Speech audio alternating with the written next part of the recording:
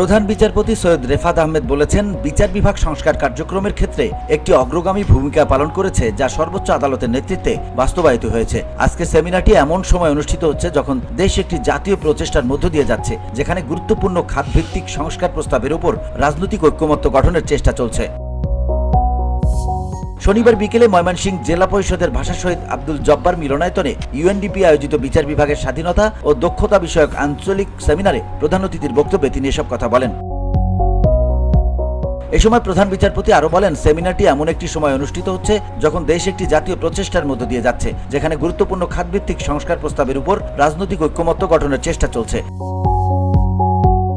তিনি আরো বলেন, জাতিসংঘ উন্নয়ন কর্মসূচি এর সহযোগিতায় আয়োজিত আমাদের সংস্কার রোডগুলো এখন নিজস্ব গতি অর্জন করেছে। দেশের জেলা বিচার বিভাগ এবং বিচারিক ম্যাজিস্ট্রেসি তাদের সংস্কার কার্যক্রমের মালিকানা দাবি করতে আত্মবিশ্বাসী ও ক্ষমতাবান বোধ করছে এবং এটি তাদের অধিকার। ধুলো, ময়লা ও ক্ষতিকর ধূলিকণা থেকে নিমিষেই মুক্তি দেয় চৌধুরী এয়ার পিউরিফায়ার। এর শক্তিশালী সাকশন ঘরের কোনায় কোনায় লুকিয়ে থাকা সকল ধুলা টেনে ফিল্টার করে এবং বের করে আনে নির্মল ও স্বাস্থ্যকর হাওয়া। সৈয়দ রেফাত আহমেদ আরো বলেন, সামনের সপ্তাহ এবং মাসগুলো জেলা বিচার বিভাগ এবং ম্যাজিস্ট্রেসির জন্য অত্যন্ত গুরুত্বপূর্ণ। তাদের যৌথ প্রচেষ্টা প্রতিষ্ঠানগত স্বায়ত্তশাসন এবং সংস্কারের ভবিষ্যৎ পথকে প্রভাবিত ও পরিচালিত করবে।